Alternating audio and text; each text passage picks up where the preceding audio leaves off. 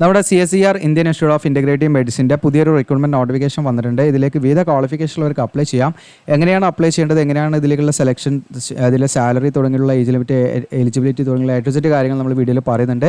എന്നിരുന്നാലും നമ്മൾ ഈ ഒരു വീഡിയോ നമ്മുടെ ഒരു പരീക്ഷണാടിസ്ഥാനത്തിലുള്ള വീഡിയോ ആണ്. കാരണം എന്താ വെച്ചാൽ പല ഉദ്യോഗാർത്ഥികളും വീഡിയോ ഷോർട്ടാക്കാൻ പറയുന്നുണ്ട്.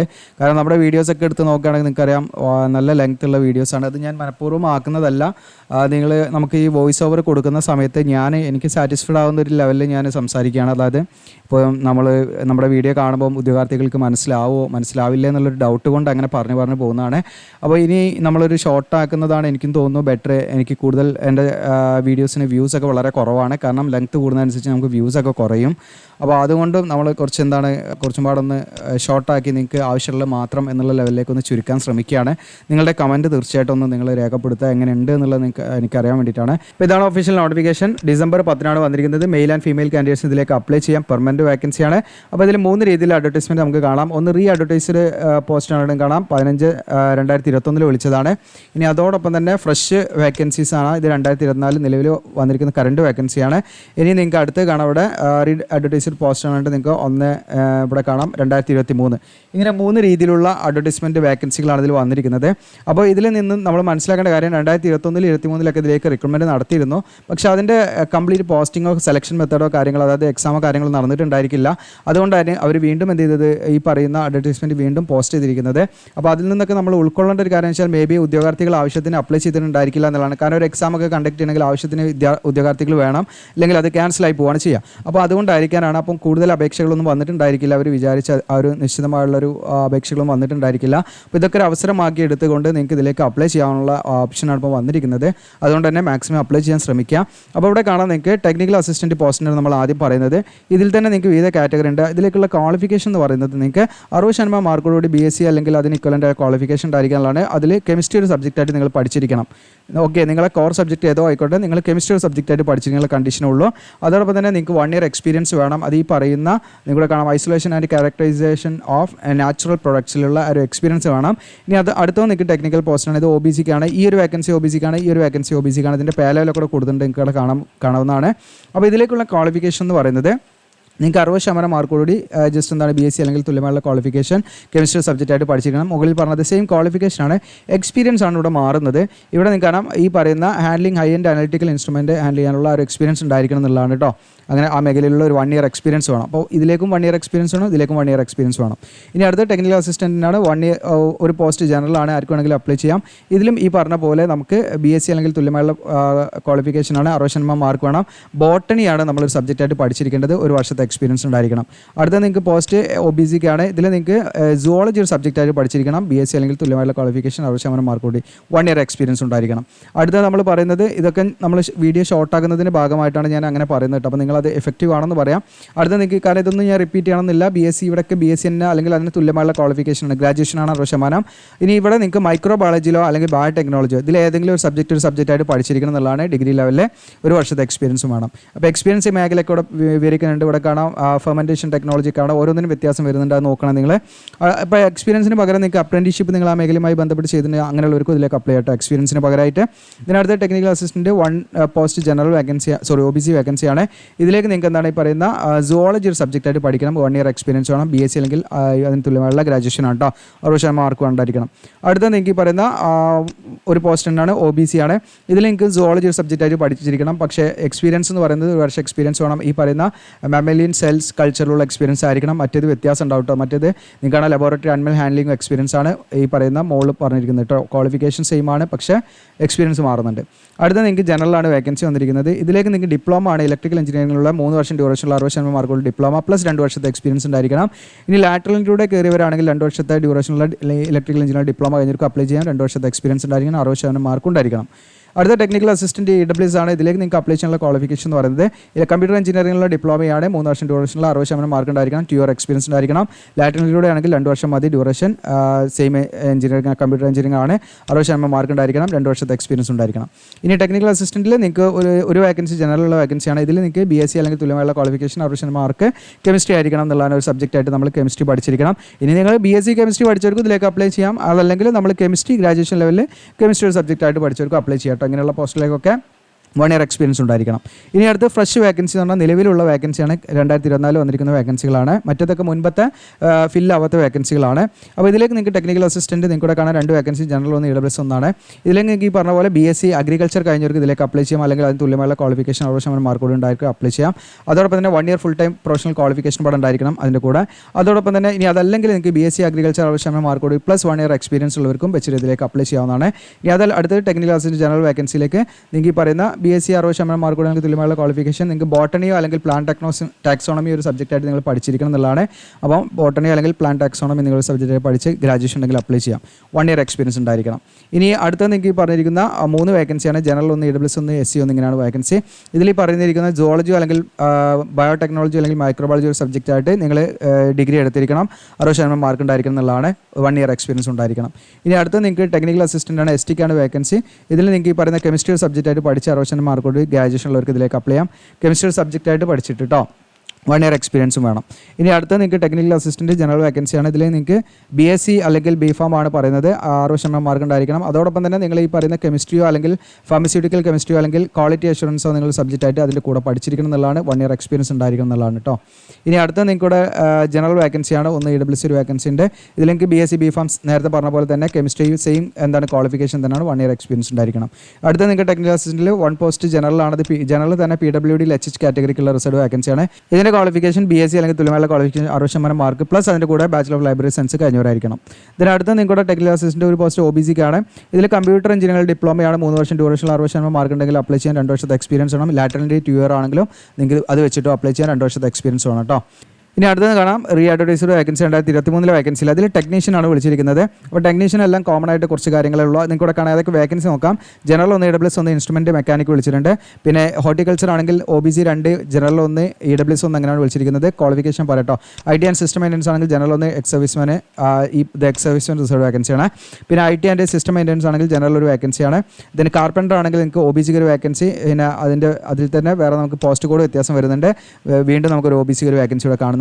പിന്നെ ഇലക്ട്രീഷ്യൻ അതുപോലെ ജനറൽ 1, ജനറൽ തന്നെ എക്സ് സർവീസ്മാൻ റിസർവ് ആയിട്ടുള്ള വേറൊരു വേക്കൻസി ഉണ്ട്, AWS ഒരു വേക്കൻസി. പിന്നെ അടുത്തത് നിങ്ങൾക്ക് ജനറൽ ഒരു വേക്കൻസി വേറെ സെപ്പറേറ്റ് ആയിട്ടുണ്ട്. പിന്നെ നിങ്ങൾക്ക് AC ആൻഡ് റെഫ്രിജറേഷൻ ആണ്, ജനറൽ 1, AWS 1 ആണ്. ദെൻ വെൽഡിംഗ് ആണ് അടുത്തത്, ജനറൽ 1, OBCക്ക് ഒരു വേക്കൻസി. ദെൻ ഡിജിറ്റൽ ഫോട്ടോഗ്രാഫി നിങ്ങൾക്ക് ഒരു വേക്കൻസി ജനറലാണ്. Then housekeeping or health safety and environment ഇതിൽ നിങ്ങൾക്ക് OBCക്ക് ഒരു വേക്കൻസി, അതുപോലെ ജനറൽ ഒരു വേക്കൻസി ഉണ്ട്. പിന്നെ ലാബ് അസിസ്റ്റൻറ്റ് ജനറൽ 2 വേക്കൻസി, OBCക്ക് ഒരു വേക്കൻസി, STക്ക് ഒരു വേക്കൻസി, AWS ഒരു വേക്കൻസി. പമ്പ് ഓപ്പറേറ്റർ ജനറൽ ഒരു വേക്കൻസി, OBCക്ക് ഒരു വേക്കൻസി. പ്ലംബറിൽ നിങ്ങൾക്ക് STക്ക് ഒരു വേക്കൻസി, ദെൻ ജനറൽ ഒരു വേക്കൻസി ഉണ്ട്. ദെൻ നിങ്ങൾക്ക് computer system or system management or computer hardware and network മെയിൻ്റനൻസിൽ നിങ്ങൾക്ക് ജനറൽ 1, ദെൻ ജനറൽ തന്നെ PWD ഒരു വേക്കൻസി OH കാറ്റഗറിക്കും ഉണ്ട്. അതല്ലാതെ ജനറൽ വേക്കൻസി ഉണ്ട് കേട്ടോ. ദെൻ അടുത്ത് computer operator and programming assistant കോപ്പയിൽ OBCക്ക് ഒരു വേക്കൻസി, അതിൽ OBCക്ക് തന്നെ OBCയിൽ തന്നെ PWDയിൽ HH കാറ്റഗറിക്ക് റിസർവ് വേക്കൻസിയാണത്. ദെൻ അടുത്തത് നിങ്ങൾക്ക് ഹോർട്ടിക്കൾച്ചറാണ്. ഇതിൽ നിങ്ങൾക്ക് OBCക്ക് ഒരു വേക്കൻസി, STക്ക് ഒരു വേക്കൻസി. ഇലക്ട്രീഷ്യനിൽ നിങ്ങൾക്ക് STക്ക് ഒരു വേക്കൻസി, മെഡിക്കൽ ലാബ് ടെക്നീഷ്യനിൽ STക്ക് ഒരു വേക്കൻസി, നഴ്സിംഗ് അസിസ്റ്റൻറ്റിൽ STക്ക് ഒരു വേക്കൻസി. ഇതിലേക്കുള്ള ക്വാളിഫിക്കേഷൻ എന്ന് പറഞ്ഞാൽ നിങ്ങൾക്ക് 3 രീതിയിലാണ്. ഒന്നാമതായിട്ട് പറയുന്നത് 55% മാർക്കോട് കൂടി നിങ്ങൾ SSLC പാസ്സായിരിക്കുക. ഓക്കെ, എല്ലാ പോസ്റ്റിലേക്കും നമുക്ക് വേണ്ടത് 55% മാർക്കോട് കൂടി SSLC പാസ്സായിരിക്കുക എന്നുള്ളതാണ്. അതോടൊപ്പം തന്നെ നിങ്ങൾക്ക് IT, അതായത് ട്രേഡുകളിൽ IT കഴിഞ്ഞിരിക്കുക എന്നുള്ളതാണ്. അങ്ങനെ IT കഴിഞ്ഞവർക്ക് അപ്ലൈ ചെയ്യാം. ഇനി അതല്ലെങ്കിൽ നിങ്ങൾ ITക്ക് പകരമായിട്ട് നിങ്ങൾക്ക് 2 വർഷം ഡ്യൂറേഷനുള്ള അപ്രന്റീഷിപ്പ് കഴിഞ്ഞവരാണെങ്കിൽ, അതായത് ട്രേഡിൽ അപ്രന്റീഷിപ്പ് കഴിഞ്ഞവരാണെങ്കിൽ അത് വെച്ചിട്ട് അപ്ലൈ ചെയ്യാം. ഇനി അതും അല്ലെങ്കിൽ നിങ്ങൾക്ക് എന്താണ് ITയും ഇല്ല, അപ്രന്റീഷിപ്പും ഇല്ല, നിങ്ങൾക്ക് 3 വർഷം ഡ്യൂറേഷനുള്ള എക്സ്പീരിയൻസ് അതത് ട്രേഡിലുണ്ടെങ്കിൽ അത് വെച്ചിട്ട് നിങ്ങൾക്ക് അപ്ലൈ ചെയ്യാം. അപ്പോൾ എല്ലാത്തിനും കോമൺ ആയിട്ട് വരുന്നത് 55% മാർക്കോട് SSLC പാസ്സായിരിക്കണം. ടെക്നീഷ്യനിലേക്കാണ് ഞാൻ പറയുന്നത്. 55% മാർക്കോട് SSLC പാസ്സായിരിക്കണം. പ്ലസ് അതിൻ്റെ കൂടെ നിങ്ങൾക്ക് എന്താണ് IT കഴിഞ്ഞവർക്ക് അപ്ലൈ ചെയ്യാം, അത് ട്രേഡിൽ. ഇനി അതല്ലെങ്കിൽ അപ്രന്റീഷിപ്പ് കഴിഞ്ഞവർക്ക് അപ്ലൈ ചെയ്യാം. ഇനി അതും അല്ലെങ്കിൽ ട്രേഡ് എക്സ്പീരിയൻസ് വെച്ചിട്ട് അപ്ലൈ ചെയ്യാം. ഇത്രയാണ് ഇതിൻ്റെ ക്വാളിഫിക്കേഷൻ ഡീറ്റെയിൽസ് ഒക്കെ വരുന്നത്. ഇനി ഇതിൻ്റെ എക്സാമിനേഷൻ സ്കീം കാര്യങ്ങളൊക്കെ 3 പേപ്പറാണ് വരുന്നത് ഇതിൽ എക്സാമിനേഷനിൽ. അതിൽ നിങ്ങൾക്ക് കൂടെ കാണാൻ പറ്റും ഈ പറയുന്ന മൾട്ടിപ്പിൾ ചോയ്സ് ആയുള്ള കമ്പ്യൂട്ടർ ബേസ്ഡ് ടെസ്റ്റോ അല്ലെങ്കിൽ ഈ പറയുന്ന OMR ബേസ്ഡോ ആയിരിക്കും. അതിൽ നിങ്ങൾക്ക് കൂടെ ഈ പറയുന്ന post code T1 to T18 ആണെങ്കിൽ ഗ്രാജുവേഷൻ ലെവൽ എക്സാമിനേഷൻ ആയിരിക്കും, അല്ലെങ്കിൽ diploma ലെവലായിരിക്കും.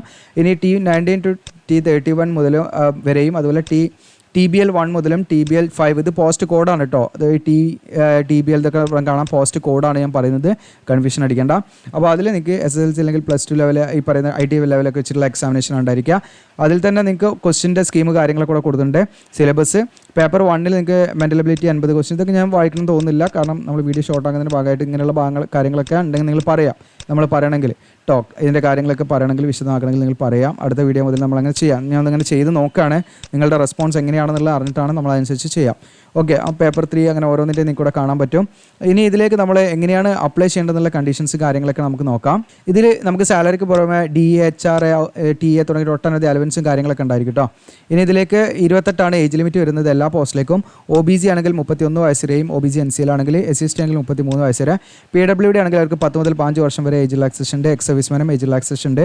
SC ST OBC candidates ഒക്കെ റിസർവ് വേക്കൻസിലേക്ക് അപ്ലൈ ആണെങ്കിൽ സെൻട്രൽ ഗവൺമെൻറ് പർപ്പസിന് തയ്യാറാക്കിയ കാറ്റഗറി സർട്ടിഫിക്കറ്റ് കയ്യിലുണ്ടായിരിക്കണം. ഇനി ഇതിലേക്ക് അപ്ലൈ ചെയ്യേണ്ടത് നമ്മൾ ഓഫ്ലൈൻ ആയിട്ടാണ് അപ്ലൈ ചെയ്യേണ്ടത്, ഒരിക്കലും ഓൺലൈൻ ആയിട്ടല്ല. ഓഫ്ലൈൻ ബൈ പോസ്റ്റ് ആയിട്ട്, സ്പീഡ് പോസ്റ്റ് അല്ലെങ്കിൽ രജിസ്റ്റേഡ് പോസ്റ്റ് ആയിട്ട് അയച്ചു കൊടുക്കാം. നിങ്ങൾക്ക് 500 രൂപയുടെ ഒരു DD എടുക്കണം, അപേക്ഷാ ഫീസ് ഉണ്ട്. എന്നാൽ ഈ പറയുന്ന SC ST കാൻഡിഡേറ്റ്സ്, PWD കാൻഡിഡേറ്റ്സിനും ഫീ ഇല്ല. അതുപോലെ തന്നെ നിങ്ങൾ ഫീമെയിൽ കാൻഡിഡേറ്റ്സ് ഏത് കാറ്റഗറിയിലാണെങ്കിലും നിങ്ങൾക്ക് ഫ്രീ ആയിട്ട് ഇതിലേക്ക് അപ്ലൈ ചെയ്യാം. എക്സ് സർവീസ്മെനും അങ്ങനെയുള്ളവർക്കൊന്നും എബ്രോഡിലുള്ളവർക്കൊന്നും ഇതിലേക്ക് ഫീ കൊടുക്കേണ്ട, ഫ്രീ ആയിട്ട് അപ്ലൈ ചെയ്യാം. ഓക്കെ, ബാക്കിയുള്ളവർക്ക് എന്ത് ചെയ്യണമെന്ന് വെച്ചാൽ ഈ 500 രൂപ ഫീ വേണം. അത് DD ആയിട്ടാണ് എടുക്കേണ്ടത്, നമുക്ക് ഓൺലൈൻ ആയിട്ടല്ല, DD എടുക്കണം. നിങ്ങൾ ബാങ്കിൽ പോവുക, നിങ്ങൾ എന്ത് ചെയ്യുക, ഈ പറയുന്ന ഫേവർ ഓഫ് കൊടുക്കേണ്ടത് ഡയറക്ടർ CSIR IAM ജമ്മു എന്നാണ് നിങ്ങൾ ഫേവർ ഓഫ് കൊടുക്കേണ്ടത്. ആ ബാങ്കിൽ പോയി പറഞ്ഞാൽ മതി. ആരുടെ പേരിലാണ് DD എടുക്കേണ്ടത് എന്ന് വെച്ചാൽ ഡയറക്ടർ CSIR IAM ജമ്മു എന്നാണ്. ഇനി പേബിൾ അറ്റ് എന്നുള്ളത് ജമ്മു എന്നുള്ളതാണ് കൊടുക്കേണ്ടത്. ഇത് അങ്ങനെയാണ് DD എടുക്കേണ്ടത്. ആ DD നമ്മൾ അയച്ചു കൊടുക്കണം. ഇനി നിങ്ങൾ ചെയ്യേണ്ട മറ്റൊരു കാര്യം എന്ന് വെച്ചാൽ നമ്മളൊരു വലിയ പോസ്റ്റൽ കവർ വാങ്ങുക. പോസ്റ്റൽ കവറിൻ്റെ പുറത്ത് ഉള്ള കാര്യമാണ് ഇനി പറയുന്നത്. അതിൻ്റെ പുറത്ത് നിങ്ങൾ ഈ വാചകം എഴുതാം, application for the post of. ഇവിടെ കാണാം നിങ്ങൾക്ക് application for the post of എഴുതിയിട്ട് നിങ്ങൾ ഏത് പോസ്റ്റിലേക്കാണ് അപ്ലൈ ചെയ്യുന്നത് വെച്ചാൽ നിങ്ങൾ അതെന്ത് ചെയ്യുക, അതിൽ സൂചിപ്പിക്കുക. ഓക്കെ, മെൻഷൻ ചെയ്യണം പ്രത്യേകം നമ്മുടെ പോസ്റ്റൽ കാർഡ്. ഓക്കെ, എൻവലപ്പ് അതിൽ നിങ്ങൾ ഏത് പോസ്റ്റിലേക്കാണ് അപ്ലൈ ചെയ്യുന്നത്, application for the post of എഴുതിയിട്ട് ടെക്നീഷ്യനാണ്, ടെക്നീഷ്യൻ ആ പോസ്റ്റ് കോഡും ബ്രാക്കറ്റിൽ അവിടെ എഴുതി കൊടുക്കാം. എന്നിട്ട് നിങ്ങളുടെ ഫ്രം അഡ്രസ്സ് ടു അഡ്രസ്സ് നിങ്ങൾ എഴുതേണ്ടതാണ്. നിങ്ങളുടെ കാണാം സീനിയർ കൺട്രോളർ അഡ്മിനിസ്ട്രേഷൻ എന്ന് പറഞ്ഞിട്ട് ഇവിടെ കാണാം ഫുൾ അഡ്രസ്സ്. ഇതുവരെ നിങ്ങൾക്ക് കാണാം ഈ പിൻകോഡ് സഹിതം 18001 എന്ന് പറയുന്ന പിൻകോഡ് സഹിതം ഫുൾ അഡ്രസ്സ് ചെയ്താൽ എന്നിട്ട് ആ അഡ്രസ്സിലേക്ക് നിങ്ങൾക്ക് സ്പീഡ് പോസ്റ്റ് ആയിട്ടോ രജിസ്റ്റേർഡ് പോസ്റ്റ് ആയിട്ടോ നിങ്ങൾ അയച്ചു കൊടുക്കേണ്ട അവസാന തീയതി 2025 ജനുവരി 31 വരെ നിങ്ങൾക്ക് സമയമുണ്ട്. ജനുവരി 31 ഉള്ളിൽ അത് അവിടെ എത്തണം, ഈ ഒരു അഡ്രസ്സിൽ എത്തണം, പ്രത്യേകം ശ്രദ്ധിക്കാം. ഓക്കെ, എന്തൊക്കെ ഡോക്യുമെൻറ്റ്സ് ആണ് നമ്മൾ ഈ പോസ്റ്റലായിട്ട് നമ്മൾ അയച്ചു കൊടുക്കേണ്ടത് വെച്ചാൽ നമ്മുടെ കൂടെ അയച്ചു കൊടുക്കുന്ന സെൽഫ് അറ്റസ്റ്റഡ് ആയ ഡോക്യുമെൻറ്റ്സ് ഒക്കെ വേണം. ഒന്ന് നമ്മുടെ പേയ്മെൻറ്റ് ചെയ്തവരാണെങ്കിൽ DDയുടെ ഒറിജിനൽ വേണം. പിന്നെ നമ്മുടെ ഒരു ലേറ്റസ്റ്റ് ഫോട്ടോഗ്രാഫ് നമ്മൾ അതിൽ ഒട്ടിക്കണം. അപേക്ഷാ ഫോം ഞാൻ ഡൗൺലോഡ് ചെയ്യണമൊക്കെ കാണിക്കാം. അതോടൊപ്പം തന്നെ ബർത്ത് സർട്ടിഫിക്കറ്റ് നമുക്ക് ഉണ്ടെങ്കിൽ അത് വെക്കാം, അല്ലെങ്കിൽ SSLC വെക്കാം. പിന്നെ നമ്മുടെ എഡ്യൂക്കേഷൻ ക്വാളിഫിക്കേഷൻ്റെ സർട്ടിഫിക്കറ്റ് ഇതൊക്കെ നമ്മൾ സെൽഫ് അറ്റസ്റ്റ് ചെയ്ത് വെക്കണം. ഓക്കെ, ഇവിടെ പറയുന്ന സെൽഫ് അറ്റസ്റ്റ് ചെയ്ത് വെക്കാൻ പറയുന്ന ഒക്കെ എന്ത് ചെയ്യണം, നമ്മൾ സെൽഫ് അറ്റസ്റ്റ് ചെയ്തിട്ടാണ് വെക്കേണ്ടത്, പ്രത്യേകം നിങ്ങൾ ശ്രദ്ധിക്കുക. ഓക്കെ, അപ്പോൾ നമ്മുടെ കാറ്റഗറി സർട്ടിഫിക്കറ്റിൻ്റെ കാറ്റഗറി എക്സ്പീരിയൻസ് സർട്ടിഫിക്കറ്റ് അതൊക്കെ നിങ്ങൾ സെൽഫ് അറ്റസ്റ്റ് ചെയ്ത് വെക്കാം. അതോടൊപ്പം തന്നെ നമ്മൾ ലാസ്റ്റത്തെ ഈ സിനോപ്സിസ് എന്ന് പറയുന്ന ഒരു ഷീറ്റ് നമുക്ക് ഇതിൻ്റെ കൂടെ ഡൗൺലോഡ് ചെയ്യാണ്ട്, അത് ഡൗൺലോഡ് ചെയ്ത് നമ്മൾ എന്ത് ചെയ്യണം, അതിൽ ഫില്ല് ചെയ്യണം. അത് നിങ്ങൾ ഇതിൻ്റെ കൂടെ വെക്കണം. ഓക്കെ, അപ്പോൾ അത് ഞാൻ കാണിക്കാം. അപ്പോൾ അതിന് മുൻപായിട്ട് ഇതിൽ നോട്ടിഫിക്കേഷനിൽ പ്രധാനമായിട്ട് നിങ്ങൾ 2021 23 നിങ്ങൾ നോട്ടിഫിക്കേഷൻ കണ്ട് അപ്ലൈ ചെയ്തവരാണെങ്കിൽ നിങ്ങൾ വീണ്ടും ഇതിലേക്ക് അപ്ലൈ ചെയ്യേണ്ട ആവശ്യമില്ല. നിങ്ങളുടെ അപേക്ഷ തീർച്ചയായിട്ടും അത് പരിഗണിക്കുന്നതാണ്. ഇതിൻ്റെ ഈ ഒരു അപേക്ഷയുടെ കൂടെ തന്നെ അതും പരിഗണിക്കും. അപ്പോൾ നിങ്ങൾക്കും എക്സാമിനേഷൻ കാര്യങ്ങളൊക്കെ ഉണ്ടാകും എന്ന് പ്രത്യേകം നിങ്ങൾ ശ്രദ്ധിക്കുക. ഓക്കെ, അപ്പോൾ 2021 23 നിങ്ങൾ ഈ പോസ്റ്റിലേക്ക് അപ്ലൈ ചെയ്തവരാണെങ്കിൽ ഓർത്ത് നോക്കുക. അപ്ലൈ ചെയ്തവരാണെങ്കിൽ വീണ്ടും അപ്ലൈ ചെയ്യേണ്ടതില്ല, നിങ്ങൾ വെയിറ്റ് ചെയ്യുക. നിങ്ങൾക്ക് അതിൻ്റെ കറക്റ്റ് കാര്യങ്ങളൊക്കെ വരും. കാരണം ഈ ഒരു അപേക്ഷയുടെ പ്രോസസ്സിങ്ങിൻ്റെ കൂടെ തന്നെ അത് പരിഗണിക്കുമെന്ന് പ്രത്യേകമായിട്ട് ഇതിൽ പറയുന്നുണ്ട്. ഓക്കെ, അത് പ്രത്യേകമായിട്ട് നിങ്ങൾ ശ്രദ്ധിക്കുക. ഇനി എങ്ങനെയാണ് ഇതിലേക്ക് അപ്ലൈ ചെയ്യേണ്ടതെന്ന് വെച്ചാൽ നമ്മുടെ വീഡിയോയുടെ ഡിസ്ക്രിപ്ഷനിൽ അപ്ലൈ ആവുന്ന ലിങ്ക് തരും. അതിൽ ക്ലിക്ക് ചെയ്താൽ നമ്മുടെ വെബ്സൈറ്റിലേക്ക് GeoCLGLൻ്റെ ഹോം പേജിൽ നിങ്ങൾക്ക് വരാൻ പറ്റും. അതോടൊപ്പം തന്നെ നിങ്ങൾക്ക് ഗൂഗിളിൽ സെർച്ച് ചെയ്താൽ മതി GeoCLGLൻ്റെ നമ്മുടെ ഈ വെബ്സൈറ്റിലേക്ക് നിങ്ങൾക്ക് കയറാൻ പറ്റും. ഇത് ഹോം പേജ് കാണാൻ പറ്റും. ഇവിടെ നിങ്ങൾക്ക് കാണാം ലേറ്റസ്റ്റ് ജോബ്സിൻ്റെ താഴെ CSIR IAM എന്ന് കാണാം. ഓക്കെ, അപ്പോൾ നിങ്ങൾ മനസ്സിലാക്കേണ്ടത് നമ്മുടെ വീഡിയോ പബ്ലിഷ് ചെയ്ത് കുറേ ദിവസം കഴിഞ്ഞിട്ടാണെങ്കിൽ നിങ്ങൾക്ക് ഇതിവിടെ കാണില്ല. നിങ്ങൾ റീഡ് മോർ എന്നുള്ള ബട്ടൺ അവിടെ ക്ലിക്ക് ചെയ്തിട്ട് നെക്സ്റ്റ് പേജ് പോയി നോക്കണം കേട്ടോ. അപ്പോൾ ഞാനിപ്പോൾ CSIR IAM റിക്രൂട്ട്മെൻറ്റ് എന്നുള്ള ക്ലിക്ക് ചെയ്യുന്നു. അതിൽ താഴോട്ട് സ്ക്രോൾ ഡൗൺ ചെയ്യുന്നു. ഇമ്പോർട്ടൻറ്റ് ഡീറ്റെയിൽസ് കാര്യങ്ങളൊക്കെ പറഞ്ഞു, ലാസ്റ്റ് ഡേറ്റ് ഒക്കെ ഞാൻ പറഞ്ഞതാണ്. ഇമ്പോർട്ടൻറ്റ് ലിങ്ക്സ് ഇവിടെ ഉണ്ട്, നോട്ടിഫിക്കേഷൻ ഡൗൺലോഡ് ചെയ്യാം. ഇവിടെ അപ്ലിക്കേഷൻ ഫോം, അത് കഴിഞ്ഞിട്ട് സിനോപ്സിസ് ഞാൻ പറയാം കേട്ടോ, അത് സ്കിപ്പ് ചെയ്യേണ്ട. അപ്ലിക്കേഷൻ ഫോം എങ്ങനെ ഫില്ല് ചെയ്യേണ്ടതെന്ന് വെച്ചാൽ നിങ്ങളുടെ സ്വന്തം ഹാൻഡ് റൈറ്റിങ്ങിൽ ഫില്ല് ചെയ്യണം, വേറെ ആരെക്കൊണ്ടും ചെയ്യാൻ പാടില്ല. നിങ്ങൾ സ്വന്തം എന്ത് ചെയ്യുക, ഹാൻഡ് റൈറ്റിങ്ങിൽ നിങ്ങൾ ഫില്ല് ചെയ്യുക. അത് പ്രത്യേകമായിട്ട് ഇവിടെ പറയുന്നുണ്ട് കേട്ടോ. നിങ്ങളുടെ ഒരു ഫോട്ടോ, പാസ്പോർട്ട് സൈസ് ഫോട്ടോ ഇവിടെ ഒട്ടിക്കുക. എന്നിട്ട് നിങ്ങൾ അതിൽ ക്രോസ് ആയിട്ട് എന്ത് ചെയ്യുക, സൈൻ ചെയ്യുക. നിങ്ങളുടെ ഫേസിലേക്ക് വരാത്ത രീതിയിൽ കുറച്ച് ഷീറ്റിലും കുറച്ച് ഈ പറയുന്ന നമ്മുടെ ഇതിലുമായിട്ട് സൈൻ ചെയ്യുക, നമ്മുടെ ഫോട്ടോയിലായിട്ട് സൈൻ ചെയ്യാം.